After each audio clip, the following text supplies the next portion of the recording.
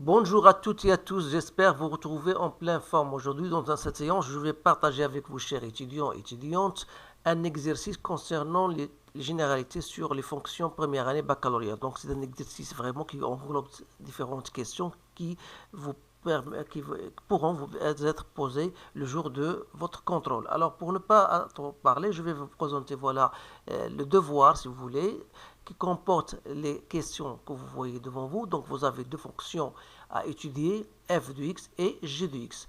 Alors, la première fonction et la deuxième fonction, on vous demande de dresser le tableau de variation de chacune de ces deux fonctions.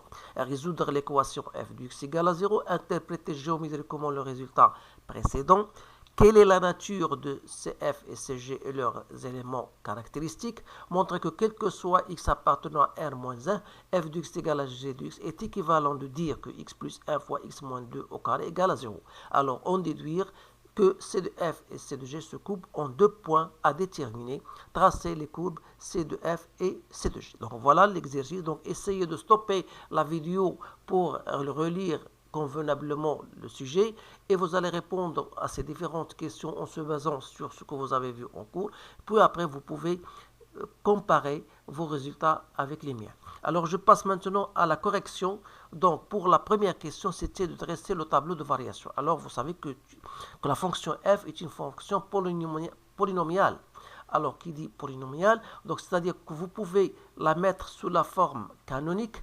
Et vous savez bien sûr dans votre cours comment on fait pour présenter la forme canonique. Donc, essayez de remarquer que x carré moins 2x, c'est une forme identité remarquable.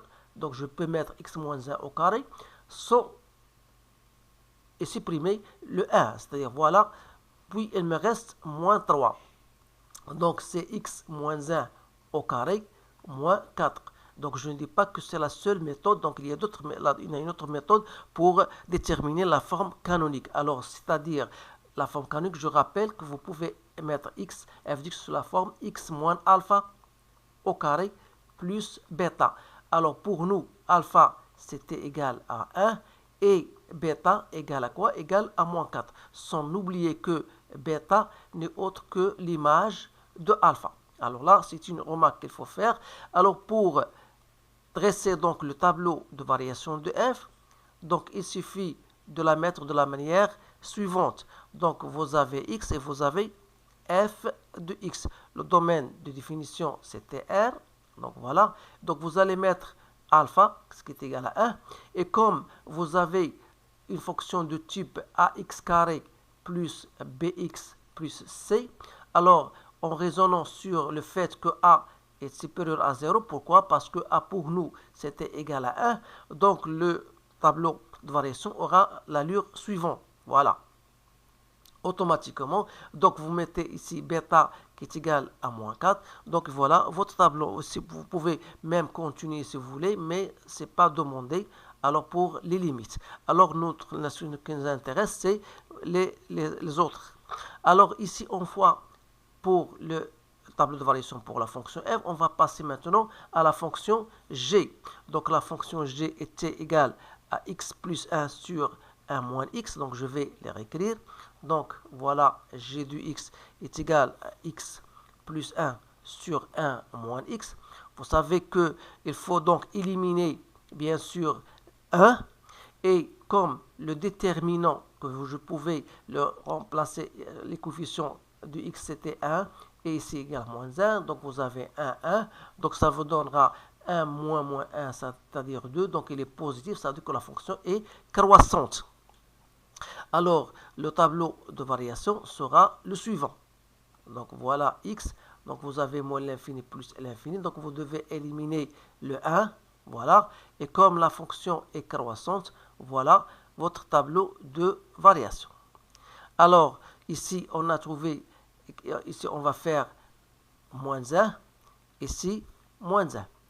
Donc, les limites ne sont pas demandées, bien sûr, mais vous pouvez les refaire si vous voulez, les ajouter. Alors ici, c'est moins l'infini, pardon. Ici, c'est plus l'infini.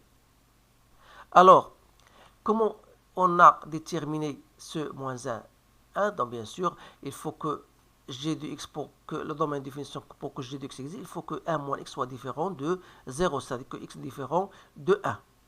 Alors, on va passer à ce qui reste pour les questions qui viennent après. Donc, on a donc déterminé le tableau de variation de f et de g.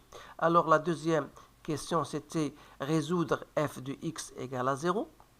Donc, résoudre f de x égale à 0, ça revient à dire que x au carré moins 2x moins 3 égale à 0. Alors, il suffit de déterminer le discriminant delta, qui est égal à 4 plus 4 fois 3, donc ça fait 16. Donc, ça va nous donner deux solutions, x1 égale à moins b, moins, vous appliquez la règle, moins b moins racine de delta sur 2a, donc ça va donner moins 1, je vais la faire directement, et x2, donc c'est 6 sur 2, donc c'est 3. Alors, les solutions, donc pour cette équation, ce sont moins 1 et 3. Donc voilà les solutions. Alors, interpréter géométriquement le résultat, qui dit f de x égale à 0, ça veut dire que la courbe C de f, donc il va couper, donc il coupe l'axe des abscisses en deux points, si vous voulez, que je peux indiquer par le point B1 et le point B2. Donc voilà, ces deux points-là, bien sûr, cela va me permettre de tracer soigneusement la courbe. Alors, troisième question. Quelle est la nature de C de f et de C de g? Alors, pour C de f, on a dit que c'est une fonction polynomiale. Et qui dit fonction polynomiale d'après le tableau de variation, ça va nous donner, sa courbe sera une parabole. Donc on va dire que C de f est une parabole. Dont les caractéristiques, bien sûr, à savoir le centre, l'axe de symétrie. Alors l'axe de symétrie, on met toujours alpha et bêta. C'est-à-dire, donc, pour nous, alpha, c'était égal à 1, donc moins 4. Donc, S, ça représente quoi? Ça représente un axe de symétrie. Donc, un axe de symétrie pour la courbe C de f. Alors, pour C de g, donc C de g, donc il est du type ax plus b sur cx plus d, donc c'est une hyperbole. Donc, ces choses-là, ce sont déjà faites dans votre cours, donc il faut les apprendre par cœur. Donc les caractéristiques, on dit oméga de coordonnées moins d sur c. Donc normalement, vous êtes moins d sur c et vous mettez a sur c. Normalement, ça c'est un rappel parce que lorsque vous avez une fonction g de x de type ax plus b sur cx plus d. Donc ici, vous avez d et vous avez c. Donc soit donc 1 et moins 1. Donc ça, c'est un centre de symétrie. Alors, la question 4 montre que quel que soit x appartenant à R-1, vous avez f de x égale à g de x, ça indique, ou bien est équivalent de dire que x plus 1 fois x moins 2 au carré égale à 0. Donc, c'est-à-dire, on va résoudre cette équation. Donc, c'est la question 4a. Donc, dire que f de x égale à g de x, ceci est équivalent de dire que f de x moins g de x égale à 0. Donc, je continue toujours par l'équivalence. Alors, déjà fait, on a f de x dont les signes, dont les racines sont moins 1 et 3. Je peux le mettre sous la forme x plus 1 fois x moins 3. Ça, c'est pour f de x. Moins g de x qui est égal à x plus 1 sur 1 moins x égale à 0. Donc, si je mets un x plus 1 en facteur, j'aurai ici x moins 3 moins 1 sur 1 moins x égale à 0. Donc, soit ça va me donner en mettant en même dénominateur. Donc, c'est x plus 1 fois x au carré moins 4x plus 4 sur 1 moins x, si vous voulez. Donc, sur 1 moins x égale à 0. Donc, vous allez mettre x fois moins x, c'est moins x au carré. Donc, je mets ici 1 moins ici. qui va représenter. Donc, puisque x appartient à R moins 1, c'est-à-dire que x est différent de 1, donc ça veut dire tout simplement que x plus 1 fois x moins 2 au carré égale à 0. Voilà, on a donc répondu à cette question.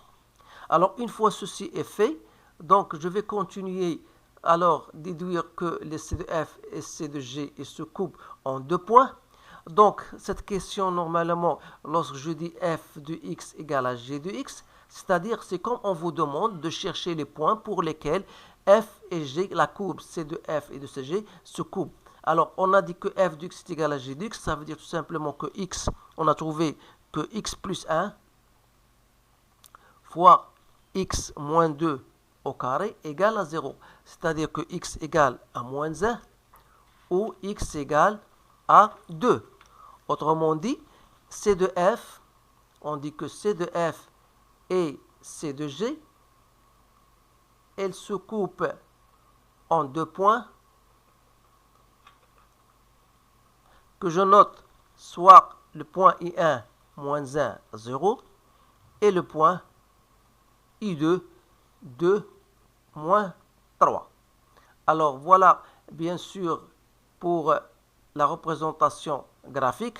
Donc vous remarquez bien sûr qu'il faut que les deux courbes, ils se coupent en I1 et I2. Voilà. Donc voilà, remarquez, voilà I1 et voilà I2. Donc n'oubliez pas que je vais prendre un crayon rouge.